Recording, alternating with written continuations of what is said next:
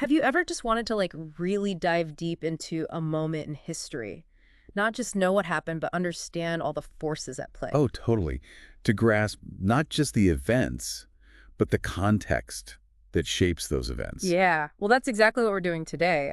We're diving into the Turkish War of Independence. A really fascinating period, 1919 to 1922, a really pivotal moment. And you've pulled together some incredible sources on this. Yeah, I tried to get a wide range of perspectives on this war. We've got stuff that looks at the military campaigns, obviously, but also the political maneuvering, global power dynamics, even internal conflicts within Anatolia. A lot was going on. I can only imagine. And I see the Treaty of Sèvres keeps popping up. That treaty really looms over this entire period. It essentially set the stage for the war. Okay, so for our listeners who might not be as familiar with this treaty, it was basically how the Allied powers after World War I wanted to divide up the Ottoman Empire, right? Exactly. And a huge part of that was partitioning Anatolia, Yeah. carving it up amongst themselves and their allies.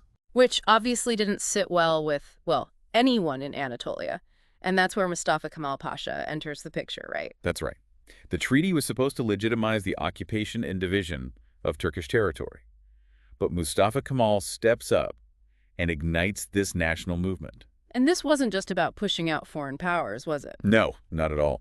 A crucial insight here is the internal challenge the nationalists faced. Yeah. They were fighting on multiple fronts, against the Allies, obviously, but also against their own Ottoman government in Istanbul. Wow, that's a layer of complexity I hadn't really considered. So they're fighting for independence, but also having to legitimize themselves to their own people in the face of their own government. Absolutely. It makes their eventual success even more remarkable. Hmm. I mean, think about it. You've got the Allied powers, you've got the Sultan in Istanbul, and in the middle of all this, you have this group in Ankara, the Turkish Grand National Assembly, the TGNA. At TGNA, they become the heart of the resistance. Exactly. They position themselves as the true defenders of Turkish national interests, trying to rally the people against these, what they saw as illegitimate occupations. And this resistance evolved. It started with local militia groups, the Kuvaya Milliye. These were just local citizens taking up arms. Yeah, very grassroots. But eventually the TGNA manages to form a regular army, a proper fighting force under their command. And that really marks a turning point. It becomes a full-blown war for independence. Definitely. So as we go through this, it's helpful to think of the war in two phases. Okay, break it down for me. The first phase starts with the Greek landing in 1919. That's when things really heat up. And this phase goes until 1921. Specifically, the first major Turkish victory at the Battle of Sakarya. Okay, so phase one is essentially, what, 3 years of constant struggle, building their forces, pushing back against the occupation? Right, it's about survival. Then phase two picks up after Sakarya. And that culminates in 1922 with the Turkish Great Offensive, where they really push back and reclaim their territory. So much ground to cover. Where should we even begin? Well, we've talked about the Allied occupation. Yeah. And the Treaty of Sèvres being the catalyst. But the real spark, the moment things explode, is the Greek landing. Right. 1919 in Izmir, backed by the Allies. This kicks off the Greco-Turkish War, a major part of the broader Turkish War of Independence. Exactly.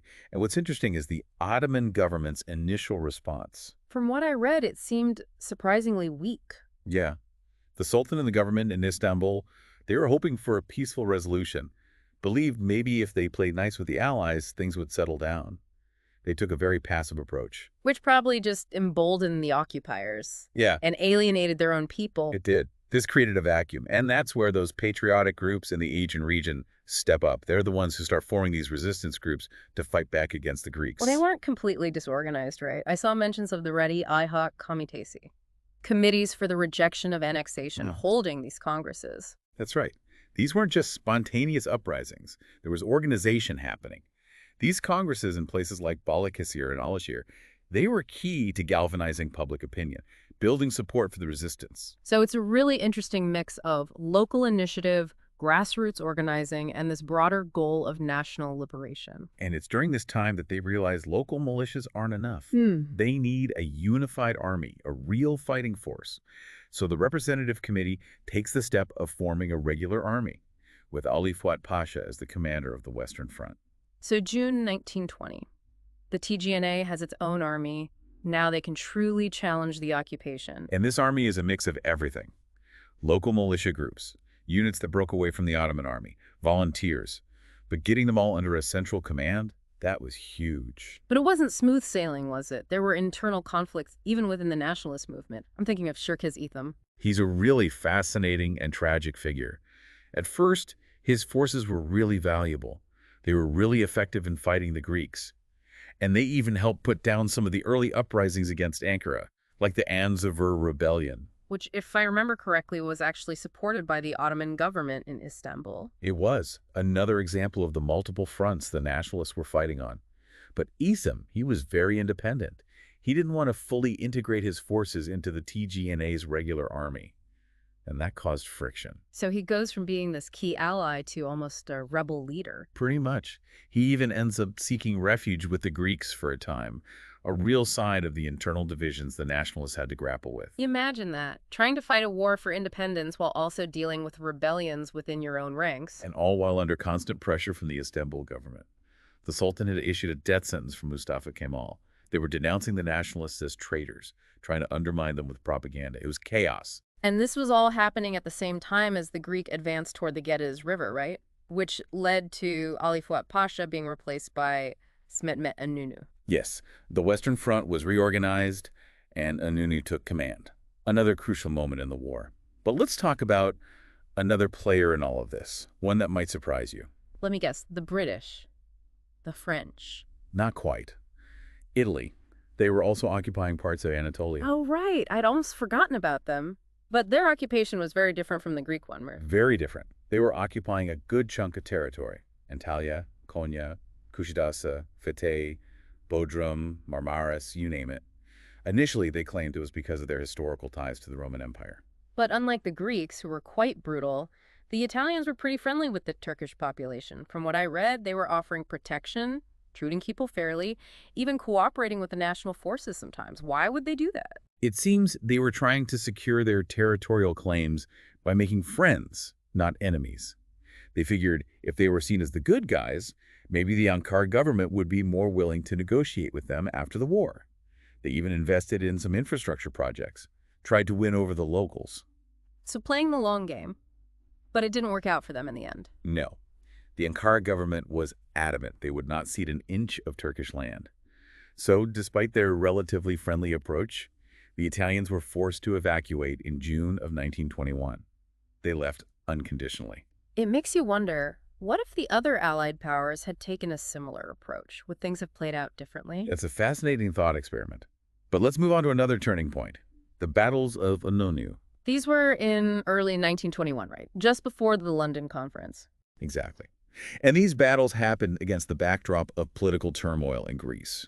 King Constantine had returned to power, and he wasn't exactly popular with the British. This put pressure on the Greek government. They needed a decisive victory in Anatolia, so they launched attacks on Eskişehir and Afyon, aiming to control the railway lines and basically cut Turkey in half. But the Turkish forces under Ismet Inonu held them off. Twice. The first battle was in January, the second in March of 1921. Both were decisive Turkish victories. These victories were huge for morale, for building trust in the TGNA. I bet. It must have felt like, hey, these guys can actually win this thing. It did. And these victories forced the Allies to reassess, to realize the TGNA was a force to be reckoned with. That's what leads to the London Conference in February of 1921. The Allies finally decided to come to the negotiating table, but their real aim was still to get the TGNA to agree to the Treaty of Sevres, wasn't it? Essentially, yes. They offered some concessions, some revisions to the treaty, but it was still about legitimizing the partition of Anatolia. And the way they went about inviting the TGNA to the conference really shows how they viewed them. They initially sent the invitation through the Istanbul government, completely bypassing Ankara. Which Mustafa Kemal was not having. He refused to acknowledge Istanbul's authority, insisted on a separate invitation for the TGNA. Making it clear that they were their own government, representing the true will of the Turkish people. Exactly. And Italy, sensing the shift in power, actually did send a separate invitation to the TGNA, a form of recognition. Okay, so they go to London. What happens? Well, it doesn't go well. The Allies were still clinging to their vision of a divided Turkey, and the TGNA, emboldened by their victories, completely rejected the Treaty of Sevres. Their representative, Bagher Esmami Bey, insisted on the terms of the National Pact. The National Pact being, what, their vision for a truly independent and unified Turkey? Precisely. So the conference breaks down. No peace agreement. But crucially, the Allies now recognize the TGNA as a legitimate political entity. A huge symbolic victory. And this period also sees the TGNA forging some important relationships. They sign a friendship agreement with Afghanistan, the first Muslim nation to officially recognize them. And this is also when they start getting support from Soviet Russia. Yes, the Bolsheviks saw the TGNA as allies against the European imperial powers. So they start providing money, weapons, and ammunition. A lifeline for the Turkish forces. And in March of 1921, they signed the Treaty of Moscow, a major win for Ankara. The Soviets officially recognized Turkish independence. They agreed to abolish the capitulations. Those were those agreements that gave special privileges to foreigners in the Ottoman Empire. Exactly, a relic of the past that the nationalists wanted gone. And the Soviets also agreed to the National Pact borders. So even while the war is raging on, they're making diplomatic progress, gaining international support. But the Greeks, they don't give up, do they? This is when we get the Kütahya-Eskişehir battles. Right. Despite those Turkish victories at Inunu, the Greeks launch another offensive in the summer of 1921. They're still getting support from the British, who are starting to have second thoughts but haven't fully abandoned the Greeks yet. And this time, the Greeks make some gains, right? They do. They manage to capture Afyon, Kütahya, and Eskişehir, key cities. It's a blow to the nationalists. Some people start to question Mustafa Kemal's leadership. After those victories, this must have been a real test of their resolve. It was. But Mustafa Kemal, he makes a strategic decision, a controversial one. He orders the army to retreat, to pull back east of the Sakarya River. A risky move. It could have been seen as a sign of weakness. It was a gamble, but it was calculated. He knew the Greeks were overextended, their supply lines were stretched thin. He was buying time, luring them deeper into Anatolia, setting the stage for a decisive confrontation. And that brings us to the Battle of Sakarya, August of 1921. This is a pivotal moment in the war. The TGNA was reeling from those earlier losses. There was talk of moving the assembly further east, to Kayseri for safety. There were even those who wanted to negotiate with the Greeks. But Mustafa Kemal, he doesn't waver. No. He asks for, and is granted, full authority as commander-in-chief. And he uses that authority to mobilize the entire nation. He issues these orders to Kalifi Milliye Emirleri, the national tax orders. Basically everything for the war effort. People gave what they could. Money, food, animals, materials, anything to support the army. It was a truly national effort. And then the Greeks attack, heading straight for Ankara. The Battle of Sakarya raged for 22 days, a brutal, bloody fight. And Mustafa Kemal, he rallies the troops with this incredibly powerful quote. He says, "There is no line of defense but a territory of defense, and that territory is the whole of the motherland." Wow. Chilling. It captures the spirit of the moment perfectly. They weren't just defending a line on a map, they were defending their very existence. And they win. They drive the Greeks back. It was a decisive victory, a turning point. Both sides suffered huge losses, but the Greek advance was broken, and the momentum of the war shifted. Mustafa Kemal, he returns to Ankara a hero. He's awarded the title of Ghazi, the victorious warrior, and promoted to field marshal. A well-deserved honor, and this victory had a ripple effect, didn't it, internationally as well? Huge. The Treaty of Kars is signed with the USSR, securing Turkey's northeastern border. And suddenly the Allies, they're much more interested in making peace. They realize the Greeks aren't going to win this. And there's a political crisis in Greece as well. Their government is collapsing. So the tables have turned. Completely. The Allies are looking for a way out. Italy already has good relations with Ankara, and France decides to make peace. And that leads to the Treaty of Ankara in 1921. Signed in October, France agrees to withdraw from southern Anatolia. Well, most of it. Hatay was still a point of contention, but crucially, they formally recognized the Ankara government and the National Pact. Wow. A huge break in the Allied front. It was. Britain was furious. But even they eventually agreed to a prisoner exchange with the TGNA. And in March of 1922, the Allies offer a truce.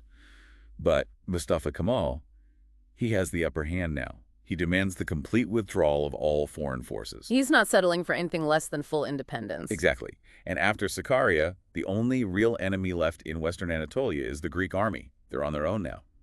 But before we get to the final stage of the war, I think it's important to step back and look at the developments within Anatolia itself, the political changes that were happening alongside the fighting. Because this isn't just about winning a war, it's about building a new nation. Precisely. And that process really begins on April 23rd, 1920, when the TGNA first convenes in Ankara. This is the birth of the modern Turkish state. It is, for the first time, national sovereignty is explicitly asserted, and they officially adopt the name Turkey for Anatolia. A real statement of intent, breaking with the Ottoman past. Absolutely. The deputies who gathered in Ankara, they came from all walks of life, different political backgrounds, different social classes, but they were united in their desire to save the nation. And they had some pretty radical ideas right from the start. They did.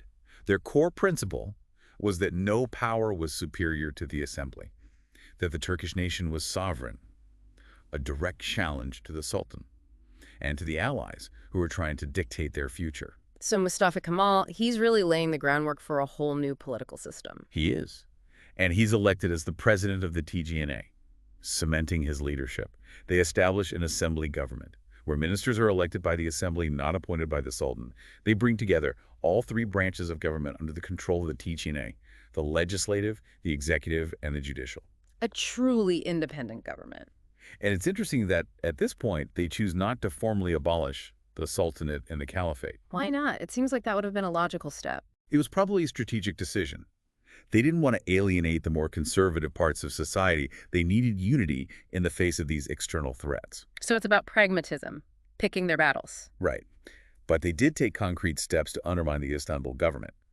In June of 1920, they pass a law that nullifies all treaties and concessions made by Istanbul after March 16, 1920. Basically, anything the Sultan agreed to after the occupation began, they're saying it's not valid. A bold move, asserting their own authority. And then they go further. They create a commission to define fundamental rights. And in January of 1921, they adopt their first constitution, the Teşkilat-ı Esası Kanunu, laying the legal foundation for the new republic. It's amazing how much they accomplished in such a short time, all while fighting a war. But meanwhile, what's the Sultan doing through all of this? Sultan Vahdettin. Well, after the armistice of Mudros, he was very submissive to the Allies. He really seemed to believe that the occupation was temporary, that if he just cooperated, things would go back to normal. A serious miscalculation. A huge one. And as the nationalist movement gained strength, he starts to panic. He sees them as a threat to his own authority. And the Ottoman government takes some pretty drastic steps to try to crush the nationalists. They condemn Mustafa Kemal. They issue a death sentence for him and other nationalist leaders. They declare the TGNA an illegal organization. They even use fetvas, religious decrees, to try to turn people against the nationalists. They're really pulling out all the stops. They were desperate. Their Grand Vizier, Damat Ferit Pasha, he was especially active in this, working closely with the Allies, trying to paint the nationalists as traitors, as dangerous radicals, even as Bolsheviks. I remember reading about this. They even tried to portray the Greek army as the Caliph's army, as if they were there to protect the Sultan and Islam. It was pure propaganda, trying to exploit religious sentiment. They formed these advisory committees to travel around Anatolia, to spread anti-nationalist propaganda, to discourage people from supporting the resistance. And on top of all that, they actually formed their own army to fight the nationalists. The Kuvayi and Zibatiye, the security army, often called the Kalis army. They also create this, what was it called? The Anadolu Fevkalade Mufatishi Umumulizi. That's a mouthful. Yeah, it basically translates to the Anatolian Supreme General Inspectorship. Yeah. It's all about trying to reassert the Sultan's authority in Anatolia, to put down the rebellion. So the Turkish War of Independence, it wasn't just a fight against foreign powers, it was a civil war as well. Absolutely. And these internal divisions, they make everything so much harder for the nationalists. I can't imagine trying to fight off an invasion while also dealing with rebellions in your own backyard. And these rebellions weren't all about supporting the Sultan. It was a lot more complicated than that. Some were led by local leaders who wanted to hold on to their power, like Demirci Mehmet Efe.